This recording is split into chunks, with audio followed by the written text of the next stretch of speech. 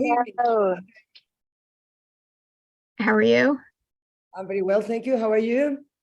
Doing good. Thank you so much for joining us. No problem at all. A pleasure. So I brought in two of the people who have taken some of your designs and run with them, and they have several questions for you. Great, no problem. But we'll just go ahead and get started.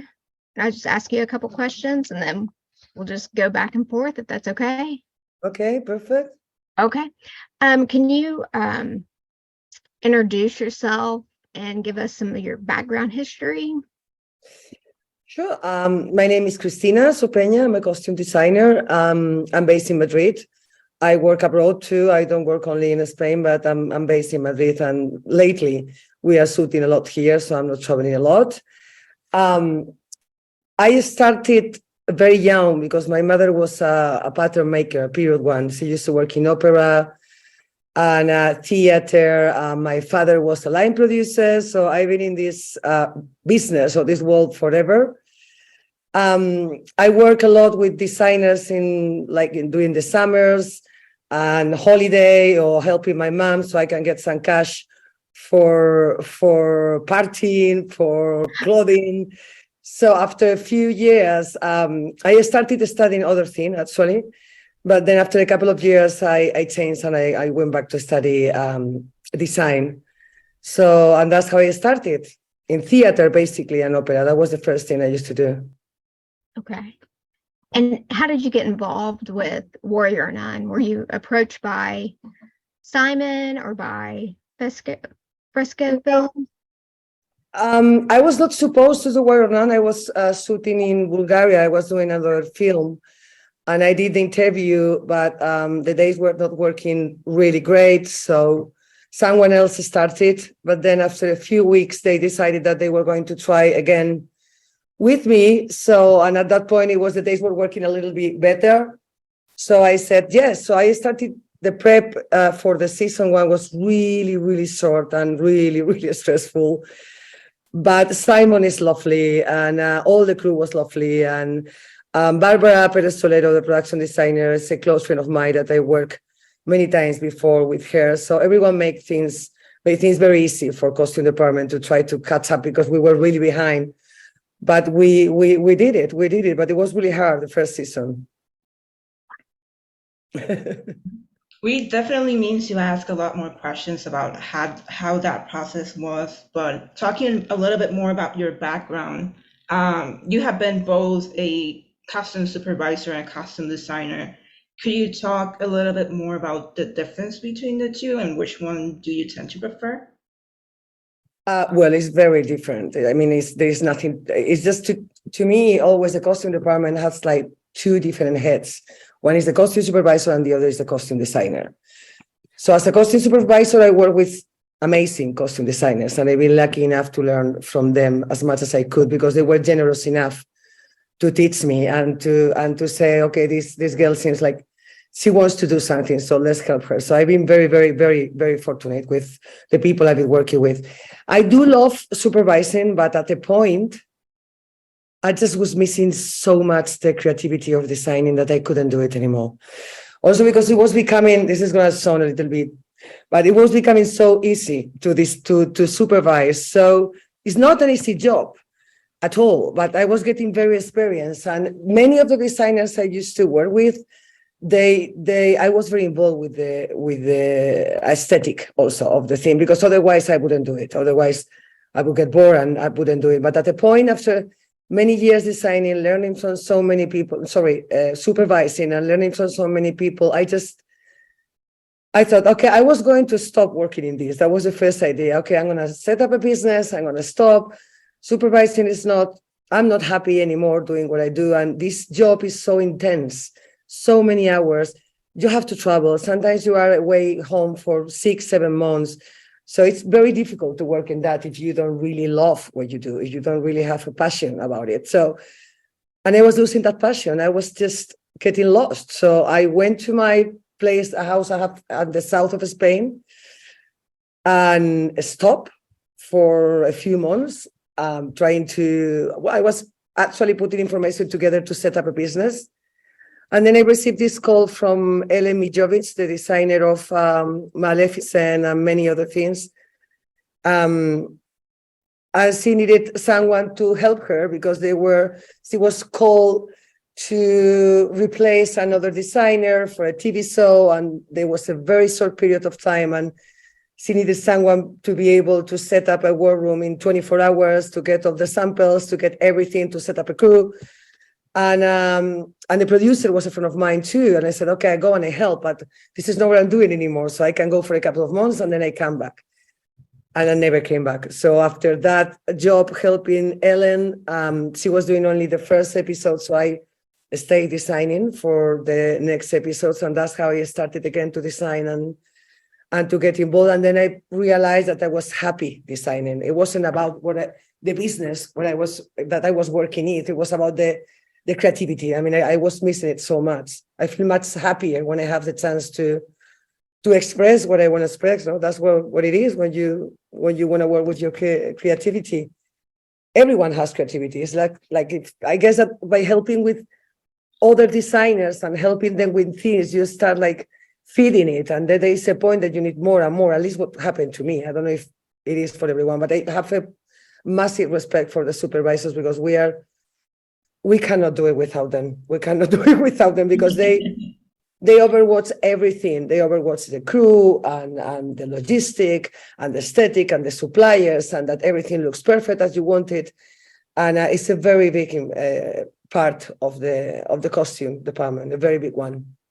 That's very interesting. When I thought about it, I didn't think there would be much more of a difference. Granted, we don't really know that much about what goes on in the background, hence why we are holding these interviews to kind of understand how this fabulous show that we all came to be. So I really appreciate the detail in your answer. No, you're welcome, no problem. Anything else you want to know, girls? We have lots of questions. You talk a lot about your kind of draw to creativity and your kind of passion, and that's where you found how you kind of love this job. And watching the show, it's absolutely clear that a lot of thought and care went into each of the costumes. But you also said it was a very rushed job. Could you kind of talk about your creative process within pre-production and how that planning looks for you? Yeah, I think I'm going to talk more about the second season. I'm going to talk a little bit about the first season, but the first season was not the normal process. So I don't want you guys to get a wrong idea. I mean, I can tell you they were short. I can tell you that it was really stressful, that I was with two sketch artists because we didn't have the time. And by the time we were designing, I was bringing ideas. But every time we were starting to draw, I said, okay, we have no time to do that. So forget it. Let's start again. And that was 48 hours in the studio. And I remember that they were going to give me more time. Say, Cristina, don't rush. If you need more time, I said, but we have no time. I mean, if what I come up with, you don't like it, you need to hire someone else. And we are shooting in 5 weeks and there's no way I can spend more time drawing and having ideas. So what I did, the difference between the first season and the second season, I would say, is I could do what I wanted to do in second season. I mean, I love actually the costumes of the first season because they are a little bit more artisans, and because the spirit and the personality of all of them is there. I haven't changed a single piece of the designing base in the second season from the first season. Also, because maybe Ava, because she has an evolution, all of them, but the base, when I started for all of them, it was the same one. The difference in the second season, first, I went to do a job of superhero costume and I learned a lot. So I knew new things that I wanted to put in practice in those costumes. Second, I had the time. We knew the crew, I knew the cast, I knew the showrunner, the producers, everyone. We are like a family. The energy in this show, I think that's why people love the show and we have such a great fandom is because the energy when we are shooting Warrior Nun, we were having fun and we love each other and we support each other and we have meetings and we bring ideas and we are open to listen to the other heads of department that maybe doesn't have anything to do with what you are doing, but it's important to know what they need. So it's kind of a family job. It's very interesting and that is feeding the creativity all the time when we are all in a room, and that's so important. So then the second time, the first time, the idea that the only thing that Simon said to me, Cristina, some way we have to work the old things with the new things. So they are superheroes, but they are knights. They are all warriors. So that was the idea. So that's why in the first season, we were using like 3D leathers and chain and old fabrics mixed with new fabrics. And due to the lack of time, and that worked very well, I decided to create one silhouette and one silhouette only for everything. For when they were in the cat's cradle, for the fighting thing. And because of the lack of time, I ended up designing for the nun habit, the same skirts that were really trousers that they were going to use to fight, because they have to fight to that. And when I was reading the script, in many scenes, it wasn't really clear if they were going to have the time to change, where we're going to change. Are they going to fight with the same thing they are praying to God in the chair? It was really crazy. So that's why I came up with one silhouette and one idea that could work for everything. I love the nun habit. I love that feeling. My inspiration came also from Aikido, from all the martial arts, because that's what they were doing when they were fighting. So it's like a nun habit mixed with Taekwondo suit, something like that. And then in the second season, we had to make more. Obviously, it was like 3 years later, the body changes, especially when you are growing up, when you are still a young woman or becoming a woman. So I knew I was going to make things new again. And when I talked to Simon and we talked about Ava, we decided we were going to do something stronger, more like a warrior. She was a warrior nun now, so it couldn't be like, because the idea in the first season was that she made some way, took the costume from others and she made her own style. But this time it had to look like they were their own warrior costumes.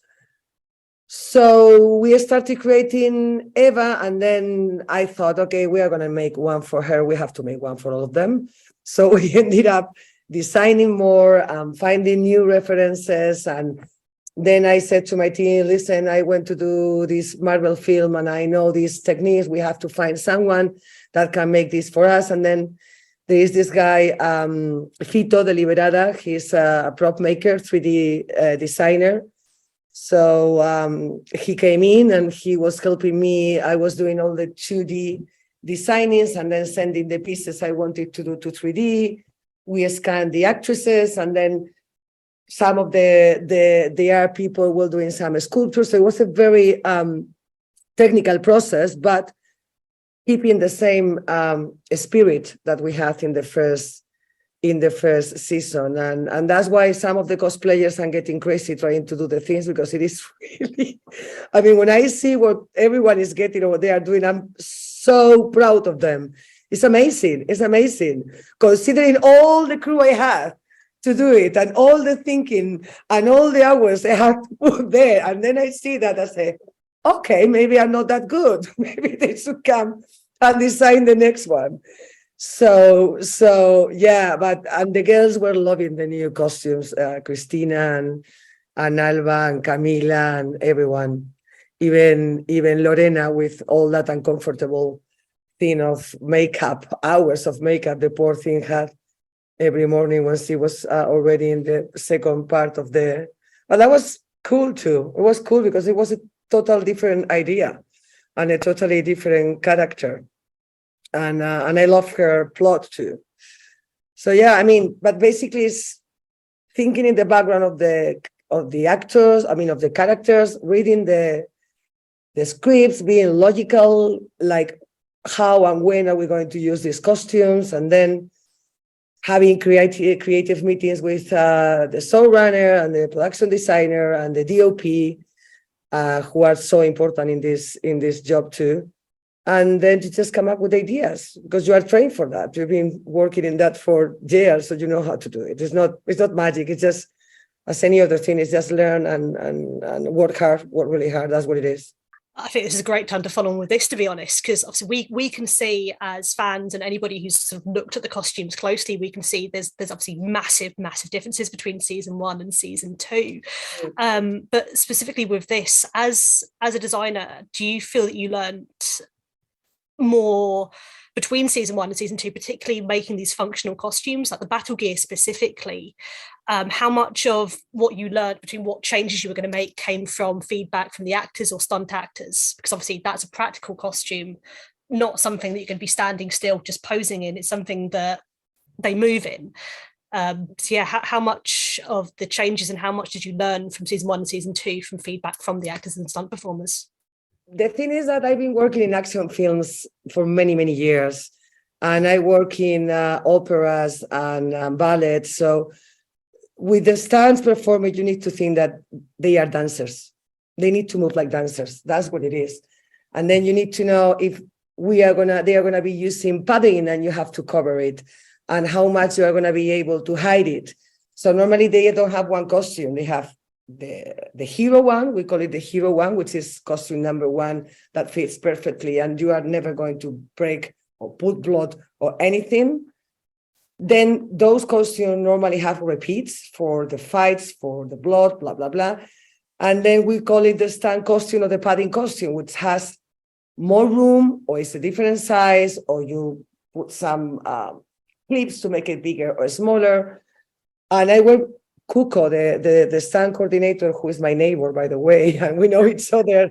We know each other for probably 20 years, when he was a stunt and I was costumier, and I have lots of friends who are stunts, so I know what they need, I know what they want, and you obviously listen to them when you are. Sometimes before I'm designing something, I make a call and I say, "Hey, do you have a preview of that choreography, or you have in mind what you are gonna do? What if I do this? Will you be able to do the fight with that?" So yes, you have to think what is going to happen. But normally you think that they are dancers. That's the first step for me when there are stunts involved. If I'm designing, when you are shopping, but you also have to do it using your brain, obviously, because if they have to put the leg up here, they need to have the room in the trousers to do it. And for the cast, I remember I talked to Ava about her costume, to Alba for her costume for season 2. And I remember we exchanged some ideas. I sent her the first sketches I had, and she loved it. But for instance, her costume is, the jackets she's wearing in second season, that they have some see-through parts, because in the first season was a little bit of a nightmare with the halo, with the FX light that they were putting on her, and sometimes we couldn't see it, and then the VFX is not as good as if they have the base with the light. So that's why I came up with that design. I put the cross there, and I decided to leave some see-through fabric, which is a tool, or like a strong tool that you put there, and then it has a pocket inside where you put the light, which is a halo, and then there is a cable, and then you have another pockets inside the jacket to put the small batteries, because I've been fighting with the electricians because they were giving me batteries. I said, what the hell is this? So really small batteries. And also, if you see the design of Alba, of Eva's second season, she's got a belt with little bags on it. And I designed that because I knew we were going to put things that I didn't know yet what, but I said, okay, let's put something so we know, so we can put things inside. So it ended up being very healthy, helpful for many things, even for the crown of thorns that ended up hanging because I put a leather strap there that was talking to props Paco Calonge, the prop master, who is also an old friend. And I said, but what are you going to do when she's not wearing the dance? I said, you tell me. No, I don't tell you. You tell me where you want to have the bloody, the crown. So I ended up adding some straps. So it's just like you interact with every department. I mean, before you take a final decision, you need to check that it's going to work. Obviously, that showrunner and the studio are happy with the design. And before you produce it, you need to check with every department involved that is going to work and that you don't need to add anything else, as they do with me. No, if they are going to do something that is going to involve costume, they obviously are polite and call and check that everything is going to be okay. So yeah, so it's a very technical process and a very creative process and a very fun one, I can say. I'm blown away. Yeah, there's a lot that goes into each version of that costume, right? So like the stunt performers will have ones, the actors will have ones, and then each version will also have repeats, just to get through wear and tear, right? But the stunt performers go through falls, they have to do wire work and harnesses, fight scenes, really just a lot of stuff that goes into that wear and tear to those costumes. How many costumes did you have to make for the stunt people? And was there sort of any ingenuity to safety gear or padding that you kind of feel really proud about in order to like fit it in? They do the padding and the safety. We don't touch. We just give them the room to do it. And every time when you dress a stunt and they are going to wear a harness or any padding, one of the guys responsible of the safety in the stunt departments is there. So we don't touch the harnesses. We don't touch anything. It will be it's a safety thing. So you just, Right. For instance, for the harnesses, I was calling Cuco, where are you? Which cables are you going to use? Because I know the harnesses, but is it going to be the top one or the middle one? Because the problem with those costumes is if we didn't prepare the holes before, they will break in the middle of the set. So we have to do the hole, not like when they are wearing jeans that you can cut it in the middle of the set and that's it. We have to get it ready. So we used to do fittings with the harness, put the costume, make sure that everything was covered, we make the marks for the different cables, because it depends on what they are doing. The cables come from the sides or come from the top, or is one side and one top. So you have to get it ready before. And we used to do it by having a fitting with one stand. If it wasn't the supervisor, it was the coordinator or any of the riggers, normally the riggers. And deciding before, and you get it ready. And sometimes we have to change not in this case, because I knew I was designing for an action show. So all the cuirasses for the girls, the top part, it is made of urethane in a specific density. So you do the mold, and then you put we used to put like a very strong elastic fabric in the middle, and then they do the urethane, and then they let it curate, dry. And that thing in itself was like a padding. So the material we were using was to help the stands. It doesn't have the same definition that other materials that are stronger and harder. But if I did it that way, I would have done then one for the cast with all the repeats, and then the stands will be different. And that, in my experience, with the speed we were shooting, I mean, it wasn't working. I knew it was not going to work. So I decided to do it with a urethane that was going to work for the aesthetic and for the stands. And it did work very well. They were very happy. The stands love those costumes. They always tell me, now I'm doing another film, it's an action film, and they still come say, oh, those costumes, Cristina, they were so cool to fight with and so comfortable. And I say, yeah, I know, but no, this time, my love, I'm sorry. Because when you use a strong, like plastics that are good for definition and for the aesthetic, are more similar to metal, and they could look better on camera, you have to make copies in rubber. The stands cannot use it. They cannot wear it, because if it is dangerous for them, they just don't wear it. So you have to do it that way. This time we could do it, but we did a total. I remember Ava had with her, I mean, the warrior look with her costumes and the stand, I believe there were 12 of them. 12. We had to do 12 copies altogether. Beatrice probably had like 6, and Camila less because she had less action, but at least 4 or 5 too. For Lorena, when she was doing she was with the wings and everything, I think we had like 4 or 5 of them too. Those were leather, elastic leather, and then we did with wet leather with the older part of the top. And yeah, I mean, a lot of them. We have to do a lot of repeats always, but I'm quite used to it because I work a lot in action. So I'm quite used to it. More than the producers sometimes. When I do the budget, I say, but we need 10 or 15 of these. They're like, really? I say, yeah, really. We are going to need them for sure. Believe me, I know what I'm saying. How much does one of those costumes like cost to do? A lot of money. A lot. Yeah. The thing is that with that technique we were using, the most expensive thing is the first. Well, it's usually like that. Any prototype is always the most expensive. The good thing of that technique is that then making the copies is not expensive. So it's a lot of work in the designing. We did a scan of the actresses, and then we work with their real bodies to design the costume that we made in 2D. Then we did it in 3D, so we can have all the in real measurements. So we knew more or less, I knew where to cut. So because I know how to make patterns, how it was going to work with the body and if they could fall or not. So we did all the process of the 3D. Then we have to print all the pieces in 3D,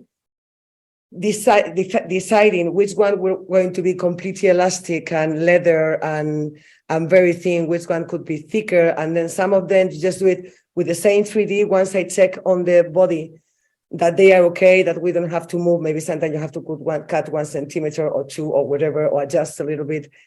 Then some of them with the 3D, you can do the mold to do all the urethane process, or sometimes you have to change it a little bit and you have to do it by hand, and then a sculptor has to work on that. From that, you get the molds. Yeah. You do all the pieces with the fabrics and everything that we have to put to make it work and to attach it together later. And that is a really long process. Then there was, everything is painted by hand. So to look with those blue and metallic and everything, we had a painter, a friend of mine, Jesus, who is amazing, Jesus Ignacio Povedano.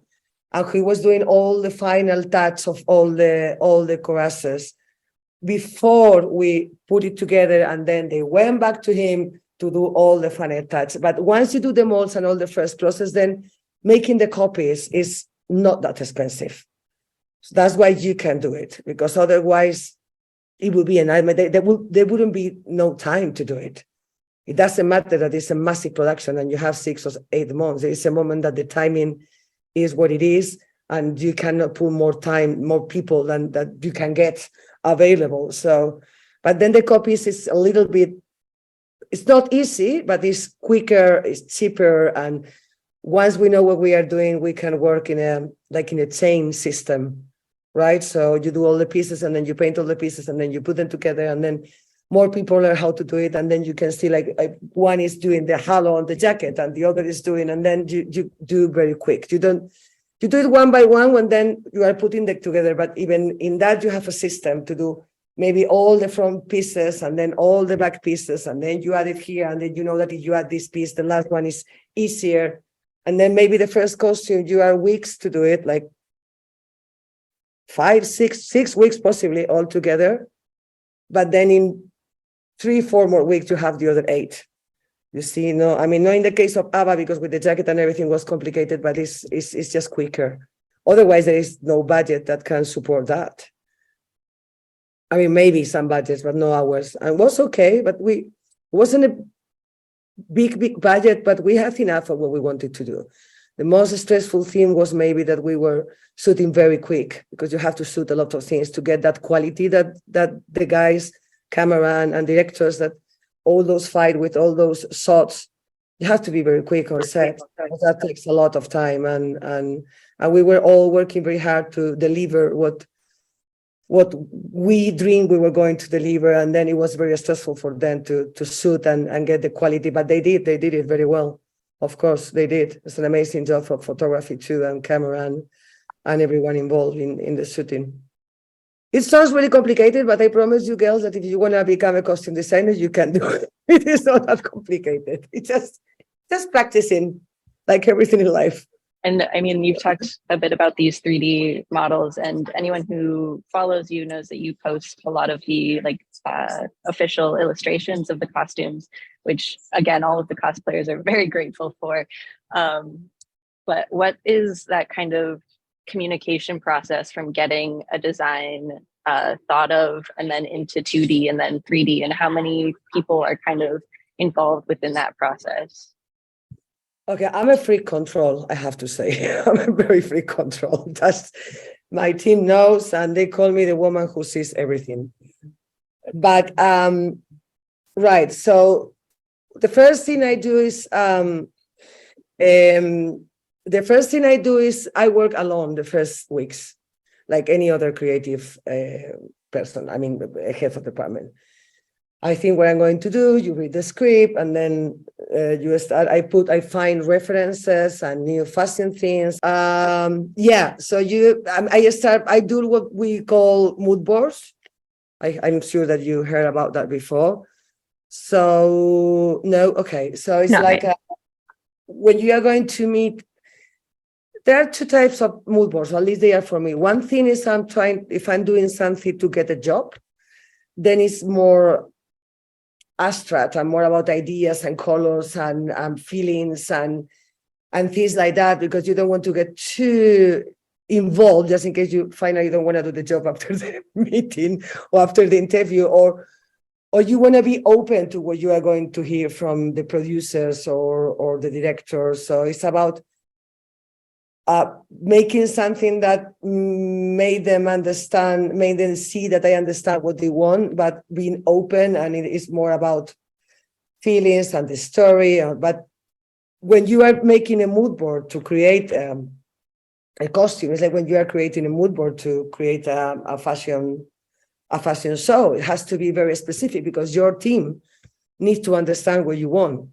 And when you have to design so many costumes in such a short period of time, they cannot wait and sit until you design, until you draw the 30 or 40 designs you have to do. So you have to work with a sketch artist, you have to work with your team so they can start looking for fabrics and texture and materials, what you are drawing with the sketch artist. So in the mood board is ideas, reference, details, colors, body shapes, anything that you want to be in that character, everything is there.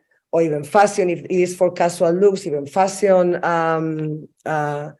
ideas, things like that. But in the case of the designing, is textures, colors, cuts, details, small details even. So you put it all there, and then I do some sketches, in pencil and very quick. So the sketch artist has something to start while I keep going with the rest.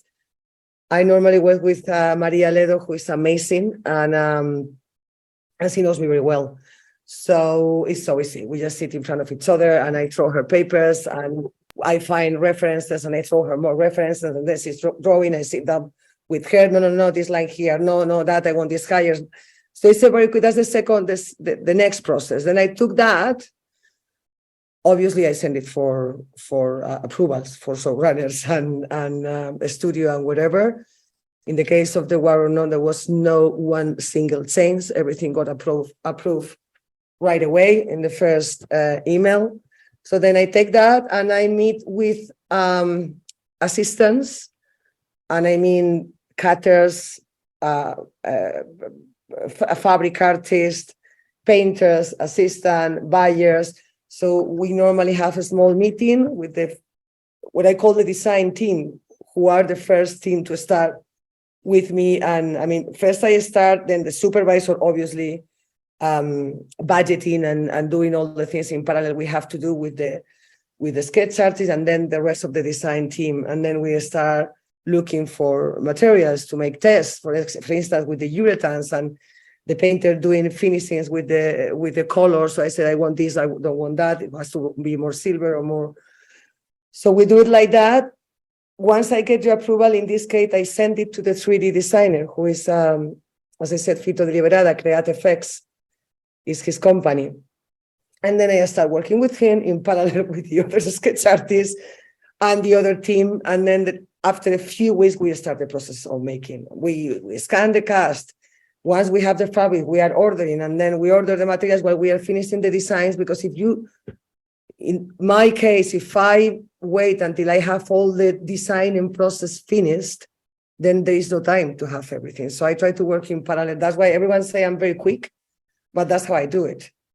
I mean, I try to, instead of finishing one step totally, I also, because I have a very good crew and they know what they are doing, so they can start in parallel to look for things and sort out things. By the time we have to start the process of making, everything is ready there, so we can be very quick. And if you are quick in that process, then you have more time for the finishing, for the detail, to put some love on it, instead of running to the set to show the costume in the last minute without almost seeing it before in a fitting. Which I've been through that before, and that's why I have this system to work, because I don't want to be through that anymore. I don't want to be throwing the costumes last minute without seeing one single fitting with the costume totally finished. I mean, that's a nightmare for the designer, for the actor, and no one else, because nobody else knows. But for us, it's a nightmare. So I try to work that way to avoid that. But we see, I mean, this business sometimes is impossible. Sometimes it's impossible. You have to do it that way. So, but more or less, that's the process. That's really cool. About like giving an estimate, how many hands do you think a costume passes through before it's done? Like, how many team members? Okay, I'm going to talk about. I mean, Ava costume was, as I said, has a lot of work to do, a lot. Because it has all these small pieces, and they wear trousers. The others are easier because they cover the body, and then they have a cut at the waist, and then they open, so it's easier to work with them. It's easier to fit in. With Eva costumes, it was looking amazing and very cool, but it was really difficult. I would say the seamstresses, I mean, it was one cutter, two seamstresses, so 3 people there. One painter, one breakdown artist. In the 3D, I would say there were like 4 people working on that. And then if you want to count me and the assistants and looking for things, and then it's much more people. But that, yeah, it wasn't one person doing that. It was a lot of hands, because, as I said, they have processes. So one process finished, and I remember we had the war room, the seamstresses and cutters, and then there was like a fence, and at the other side was the painter and the breakdown artist, and then we have the fitting room there, and sometimes we're just trying things, and the costumes have to go back there, and then they are just swapping things from one place to the other. Okay, now you paint this, and they attach this to this piece. So, but it was a crew that we worked before together. The working atmosphere was amazing. Everyone remembered that second season of Warrior Nun like the best job in their lives. So we laughed. There was no problems. It was terribly hot. It was summer in Madrid, and in that warehouse, I remember calling locations and production, please help, we are going to die here.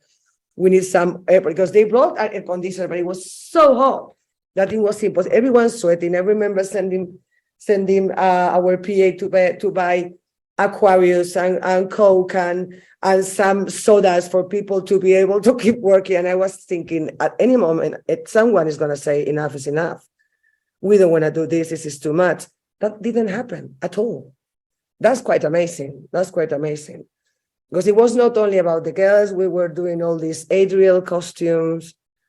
That was, Diana Luque was cutting ladies, and Ismael was cutting all the Adriel, and Paco, another tailor, was working with him. So it was massive for the short timing we had. But, you know, when things just work easily, and know everyone is trying to help, everyone is trying to do a good job, everyone is trying to. The supervisor, Eva, was fantastic too, doing an amazing job with Anna and Maria and the rest of the team, with all the fittings for the stands, for the Adriel guys, and then we have these crazy monks with the leather pieces too that were another nightmare. It was my fault, the leather pieces, but I just wanted to add something. And they were, why did you add this to them? They were supposed to be monks. sorry, next time you should just go to work with someone else. So, but a lot of hands. I could say that maybe in what costume is 5 pair of hands, and in another 10 or 12. It depends of the difficulty of the costume you are doing and the materials that you are using. Then it depends on that. They go to more hands or less hands. It's not like that when they're fabric or this period costumes. It's just a different thing. But in this kind of costume, it is very complicated. But it's fun. It's very, very fun too. Let me jump in and ask you, because you brought up the warehouse. Do you share it with like props people, or is it just for you, your team? It's very difficult to get me to share a warehouse, and they know. But I mean, the thing is that we try, if the space, I mean, it's good to be all not together but close, because that way it's easier to jump to the other warehouse. But every department has different needs. Sometimes, I mean, no props is okay, but set deck can be very noisy and dusty if they are making last minute walls for something.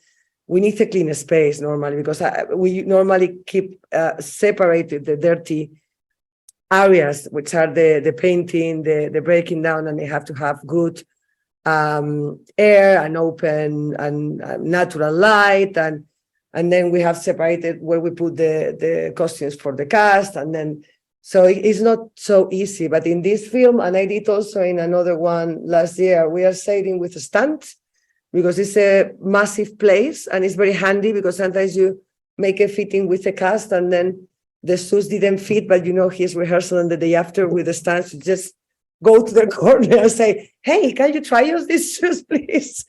So, but it's not, normally we all have our own spaces in this kind of production, because it's not that easy, and we all have to get in with the trucks to load. But sometimes props could share with us too, because it's not a department that it's not noisy, it's not dirty. They normally have also like an area to break down, but more or less like ours. But the rest of our department, if the construction, they need a massive place and set deck, they need their own work areas. And yes, it's like makeup and us sometimes for the fittings in period films and things like that. Yeah, we are all together, of course, because we have to work together. In the one I'm doing now, yes, it's makeup, us, and stunts in the same place. But it's not that normal. No, from middle productions to bigger production is not that normal. That is very interesting. We receive a picture of like one of the warehouses, and I assume everything would be there. So I was looking, like looking for the costumes, but it makes sense why I didn't find any then. No. I mean, Barbara and I, we always say, okay, next time we share, because we love each other. We are very close friends, the production designer. But then it's so difficult because we both need big spaces, especially if there is manufacturing process. Sometimes you just cannot get it. But we try to be close, like 5 minutes driving or something like that in the same area. So we can go to visit and exchange opinions and things like that. But together, difficult. Production would love that, because that would save a lot of money, but sometimes it's not possible. We try, we do our best, but it's impossible. I have someone coming on in just a few minutes who is another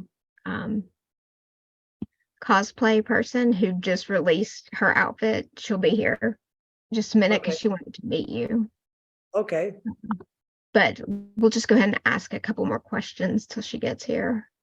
Okay.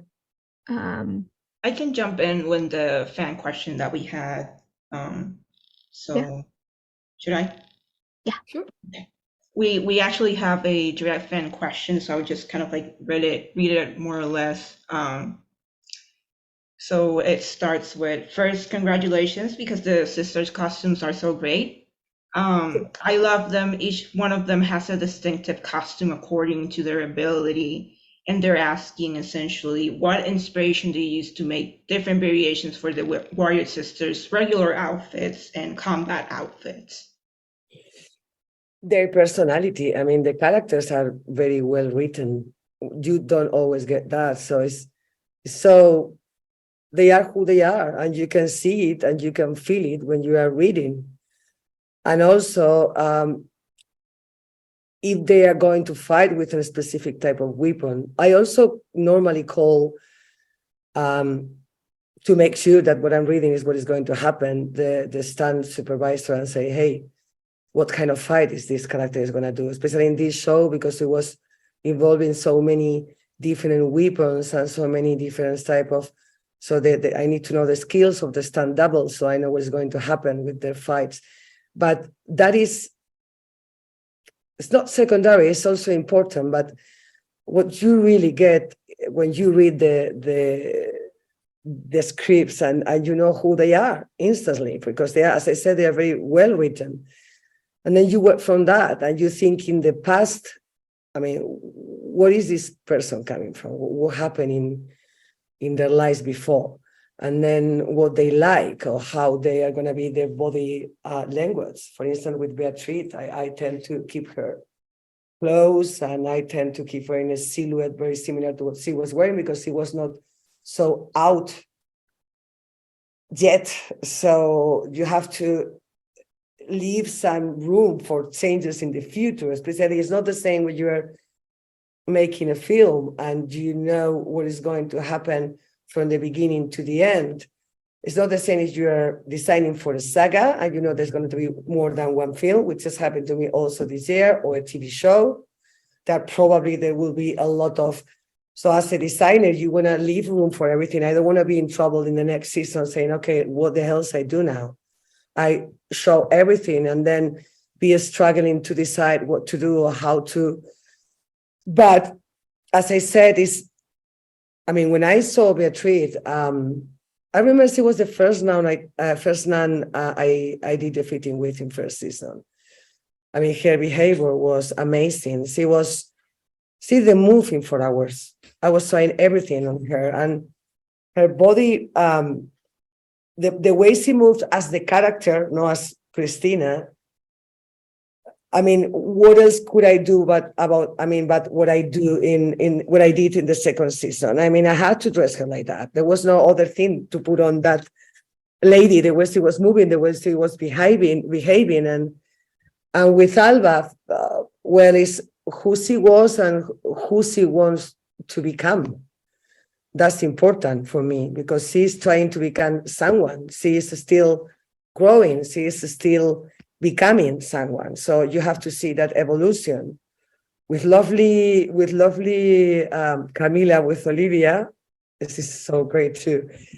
Well, we added that glasses in the second season when they are dressed as what we call tourist nuns, because we needed to add some character to all of them. They had to be even wearing that gray, so normal nun look. They had to be themselves. So adding that thing to the glasses to Olivia, that she uses them a lot in real life, that kind of glasses, and they look amazing on her. And then talking to the hairdresser, let's leave some hair here, some curly hair, so we can see that little girl thing she has, and the shoes, everything. And with Bea, we just add the collar, the white part, and her headdress was harder than the rest. It was not so soft. So we were adding some of the character personality to that too. But again, if you have a good guide from the script, and then it comes along. I mean, it's just start working. It's about working. It's about working and working and thinking and working and thinking and reading and looking for things. And then one idea, sometimes you are 2 days, it's not this. And then clap, one idea works. And then from that, everything comes almost by itself. But yeah, but it's not that. It's just about having a good tool first and then work. That's everything in life. All right. Speaking of the tourist costumes, some people on Twitter have pointed out that Ava and Beatrice are wearing the same dress. Beatrice is just covering her arms and has the undershirt. Is that fully intentional? That was fully intentional, yes. That was fully intentional. Amazing. That was fully intentional, yeah. They had to look similar but different, and that's what I was trying to do, and it worked. Yeah, that's good that you noticed. That's good. Okay, I think we're gonna jump into your cosplay Hi. here. Yeah. I'm so proud of all of you. Believe me, I'm so proud. And I think you also become costume designers. So I can, and I don't gonna get the job once you do, but it's okay. It's fine. I will be retired at that point. I hope so. I was going to ask, do you have any advice for someone who has done a lot of cosplay? So a lot of taking other people's designs and kind of dissecting them and how they are created layer by layer. Any advice for someone trying to actually get into design and that first design job? Well, this is, I mean, you don't start designing in this business. You start, this is a very hierarchic business. And I don't know how you say this in English, but it is oficio, meaning like when the artisans are learning from them, you know, that's the way you learn. I mean, some people have, I mean, everyone is creative. I always get into, sometimes I get crew that say, oh, no, I don't have that creativity in mind. I cannot, and I always say, you are wrong. Of course you do. You just need to train it. That's what you do. You train it. And to train it, you need time, and you need references, and you need inspiration, and you need to see people work, doing a good job, and then you learn from that. And then by the time you have to face your first designing job, you are ready. I mean, I think that everyone needs to learn from other people, because that way you can become a bigger designer. You can face more difficult projects, because otherwise it's going to be a harder process. And also because that way you are training your creativity. And by the time you have to face it, you are ready, really ready. And it's more enjoyable that you are really stressed because you are struggling to do what you've been asked for, because you don't have enough tools to do it. But it's good you have to do a study and get all the basic knowledge you need, but then try to work with as many people as possible, as different as possible, and work hard and be there always with your eyes really open and listening, because you will learn a lot in every fitting you are involved, or you are close to those amazing designers that they are still working, and I learned from. So that's what you need to do. I mean, and do whatever. Start doing whatever. If the first job you get is cleaning the shoes, go and do it and work really hard. So in the next one, you get the other thing. I mean, cleaning the shoes is, I mean, we have to do it. We are costume, we clean shoes. But whatever you have to do is getting involved. I remember a friend of mine who I called her. I said, listen, I'm not going to say the name of the designer, but it's one of the biggest designers in the world. And she was setting up a crew. And the supervisor called me, and they needed people from Spain. And I called this friend. I said, listen, I know you are in a higher position now, but the designer is coming, and it's going to need a junior assistant for all the part of the crowd, all the making of the crowd. And she said no, because she was already in a higher position and getting more money than she was going to get. 10 years later, she told me crying that she regret that moment of her life so badly. Because you have to learn. I mean, I did lost an opportunity when I was very young, and I learned from my own experience. And then the next time that, thanks God, I had the opportunity again, I did it. But learning from other people, from their people, I mean, it's years and years of experience, but you need to do this. And if you learn from other people, you make your process shorter, obviously. Hi, you are the cosplayer? Hi. Yeah. Nice to meet you. Nice to meet you too. How can I help you? Is there anything you know? And I just wanted to thank you for all the work that you have done, and for the references, photos you shared, that helped a lot into making my cosplay. I did it for you because I knew what you guys were trying, and I said, okay, let's post it, because I couldn't post anymore because I didn't. I mean, the pictures I had, they are from the cast, and I don't have the approval. I don't want to post anything that I don't have, that they are not happy with. But I thought, well, with this and the screenings they are going to be doing, they will manage to do it. And I'm so, I mean, I couldn't believe it when I started seeing things in Twitter, and I couldn't believe what you guys were doing. So cool. One of Thank the you. things, I think it's what you did, one of the chainmail is almost the same we did. Well, the size of the rings was different and we were using different tools. So we were quicker, but it's amazing. It's amazing. Thank you. Thank you. No, thank you. Thank you. I mean, I'm so happy that you like it where I did. Well, my team and I did. But we are many people in the team. So Yeah, the chainmail pieces were all very impressive. Yes. And getting to make those is really fun. It is, well, I don't have the timeline because unfortunately I'm going to have to go, but there is a big story about how we did the chainmail in the first. I can tell you that they were rehearsing. I was finishing behind the set myself, the chainmail, because we ordered it someplace and they didn't do it well. That was shooting the day after that, and I was, well, I mean, I cannot fail. We have to do it. So my fingers were with bubbles. I don't know how you say that in English. We were cutting a necklace because we needed to be a magnet, and what they put wasn't working. And I was trying to adapt the other one they sent, but it was impossible to use. They cut it in the wrong way. So we were just, I mean, they were rehearsing and we were just finishing at the last minute, ready to shoot. And then we put it on and it was a nightmare. And then I have to go to the toilet to throw, just so you know, because of the stress I had. So but it looks beautiful on camera. That saying looks beautiful. Yeah, it's cool. So thank you, girls. I'm gonna have to go if you don't mind, but I have to be someplace in 15 minutes. Oh, okay. I love that cat. Would it be okay if I emailed you sent some of these questions that we have left? Por supuesto, no problem at all. Yeah. Okay. During my Easter holiday.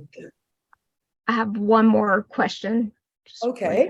Do you have any message that you want to send to the fans about the Save Warrior Nun campaign? Fortunately, keep fighting.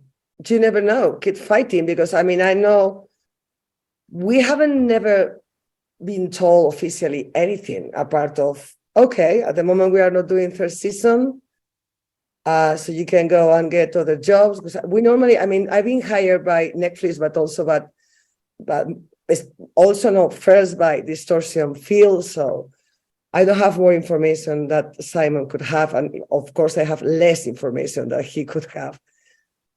But I mean, I love the show. I love that you guys are fighting. I wish we get to make a third season or a film to close it, or like whatever. I mean, I love that.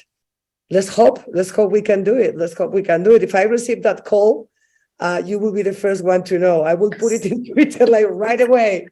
Okay, there we go. If I can, if they let me, which I don't know. But keep fighting. It's a lovely thing what you are doing, and I'm sure it's gonna work. Let's hope it's gonna work, because this is very special, and special things always bring good things. Thank you so much. It was great talking to you. Thank you. No problem. Take care. Okay. Bye. Bye. Bye.